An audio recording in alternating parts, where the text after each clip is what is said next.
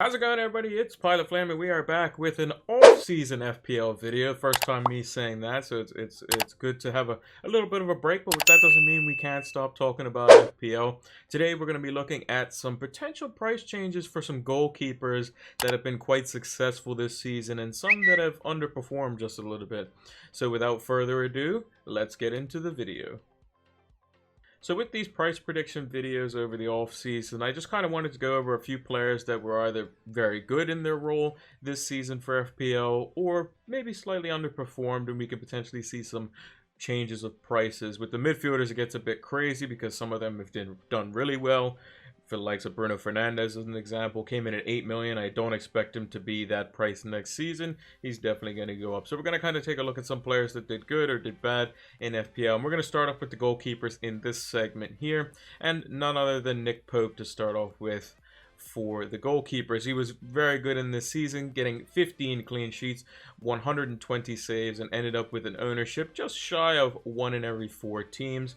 His price at the start of the season was 4.5 million. That was mainly because Burnley had somewhat of a kind of torrid season with Europa League that they had to deal with early on, which they had to qualify for, which means they played extra games and that sort of stuff, which kind of took a hamper on the team overall. And clean sheets, you know, they're kind of reliant on your defenders as well, and Nick Pope can only save so many, as we saw in the Liverpool game that they drew 1-1 towards the latter half of the season.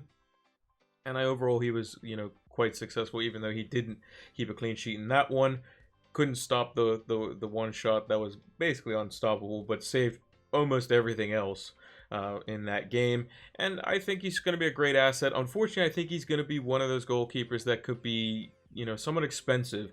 He's going to be turning into a set and forget keeper. I think his price, like we said, was 4.5 million. I think he's going to go up to probably 5.5 million, mainly because of the amount of clean sheets and saves he makes in, you know, in conjunction with themselves.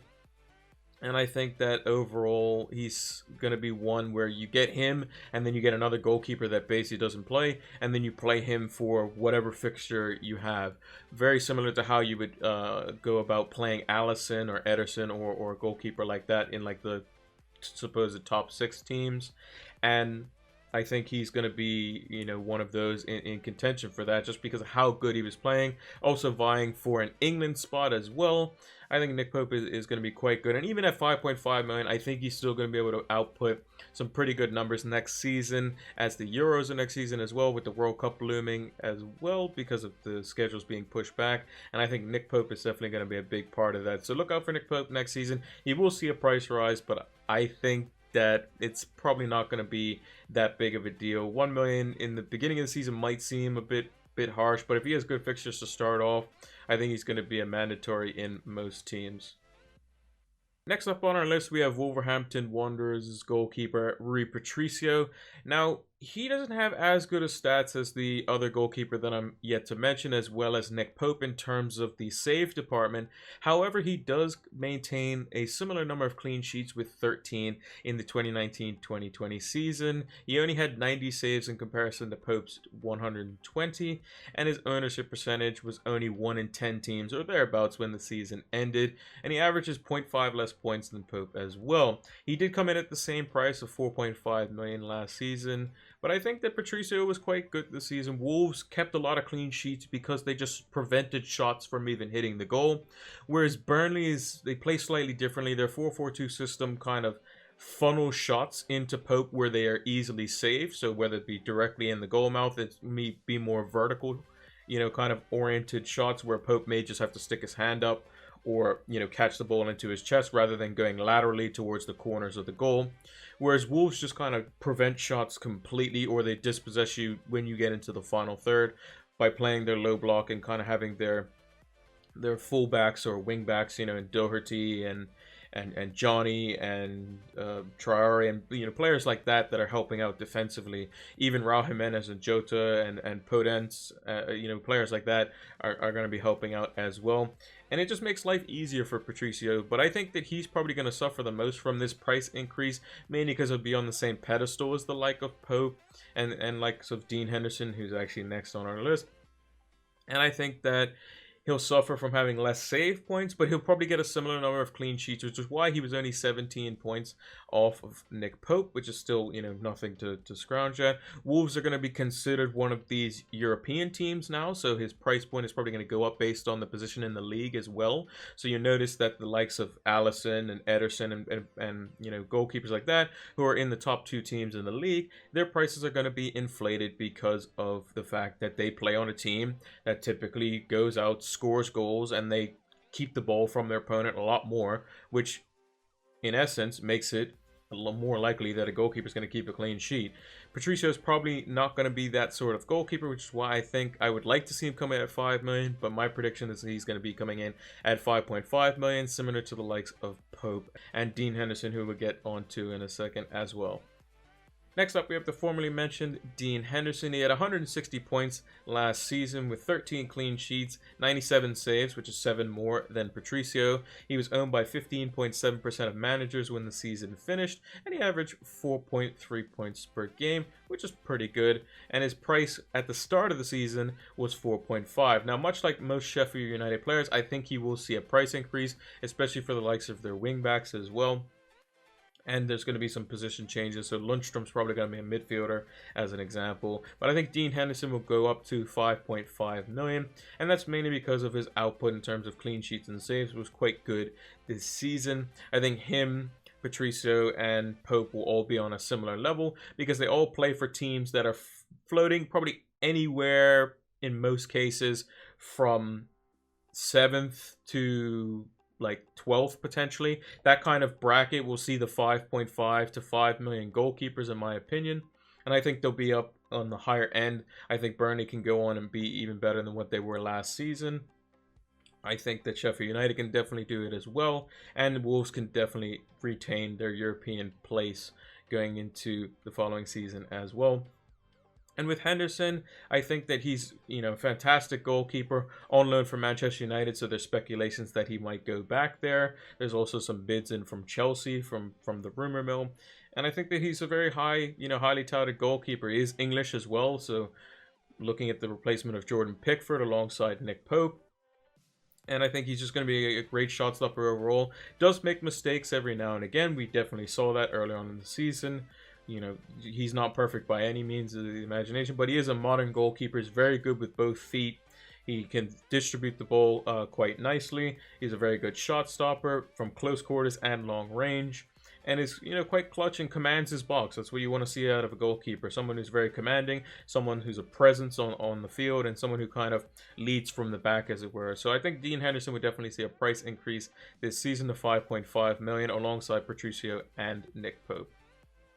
And the last goalkeeper we have on our list is the former number 1 Arsenal goalkeeper in Bernd Leno. I say former number 1 mainly because Martinez came in, and with having only played a few games under his belt across like his 10 years that he's been in the Premier League as a backup goalkeeper, he did quite well. And I think Leno's going to have to do quite a lot of work to get his position back as the number 1 goalkeeper. Martinez played well from the back, was cool under pressure. His distribution was quite good. So Leno might have his hands full coming back from injury, which he suffered in the Brighton game.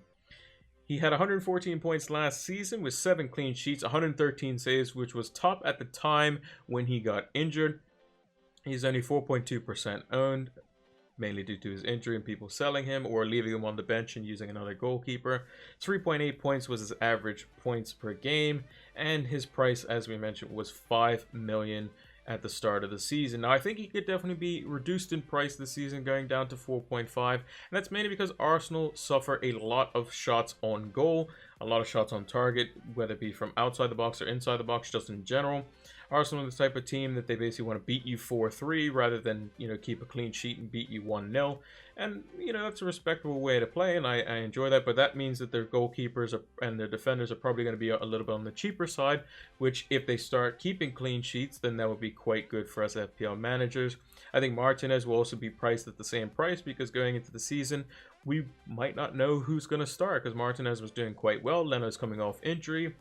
They're equally priced. Could be a situation where we don't know who the goalkeeper is going to be starting in game week 1, which would be quite interesting. Arsenal do have to shore up some of the defense, though. you know, look for that, like that rock at the back, that one leader, and not David Luiz, basically, because he's always conceding penalties and getting himself sent off and all that sort of nonsense.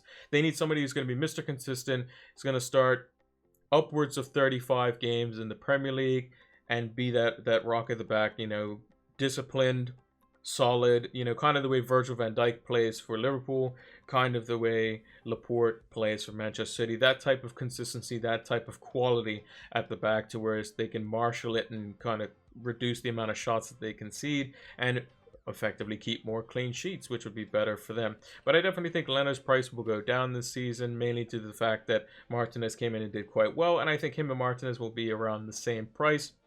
And overall, I think that Arsenal, if they have good fixtures to start off the season, I'm definitely going to be looking at them, because having a 4.5 million starting goalkeeper, if they were to, you know, drop the price on him, would be quite good going into game week 1. And that's going to do it for the Goalkeepers edition of Price Predictions. Make sure to like the video if you enjoyed it. Make sure to subscribe to the channel if you are new. We're going to be doing more videos coming into the next few weeks leading up to the preseason, as it were, or the new site launch, or however you want to call it, for FPL. It's Pilot Flame 226, as you can see just below me here. We're going to be doing defenders, then midfielders, then forwards, and we're going to be doing position changes, which I can see happening, as well as potential price predictions for players coming into the league, such as the likes of Timo Werner, Hakim Ziyech, and so on and so forth. Also, make sure to follow us over on Twitter and Twitch, PilotFlame226, on those platforms as well. Twitter is where we post our new YouTube videos, as well as when we go live on Twitch, where we do our game week discussions, as well as do a bunch of different streaming content over there. If you follow us over there, we're going to be doing a gaming stream next week, Tuesday, as well. We're going to be playing Detroit Become Human. Should be an interesting and fun game. We're going to be playing a bunch of different games as well, while there's a little bit of downtime in FPL and we don't have to do the game week discussions, as the game weeks won't be happening until September 12th, which is when the league is supposed to be starting. And it could be starting with a blank game week, as there are also speculations that teams that are in Europe, such as Chelsea, Manchester United, Wolves, and so on and so forth, will need a mandatory 30 days rest before they go into the new season, which could see their games being pushed back and then double game weeks being in game week 2 or 3. So I can already see people bench boosting in double game week 3. That would be pretty crazy if that something like that were to occur because of the squash down fixtures. But yeah, follow us on all the socials, as we mentioned. It's Pilot Flame 226, as you can see. Links are also in the description below. Make sure to tune in for our videos coming as well. Going to be good bit of content coming over the off season. And leave a comment down below as to who you're kind of keeping your eye on as well, or any price predictions that you may have. But until the next one, take care.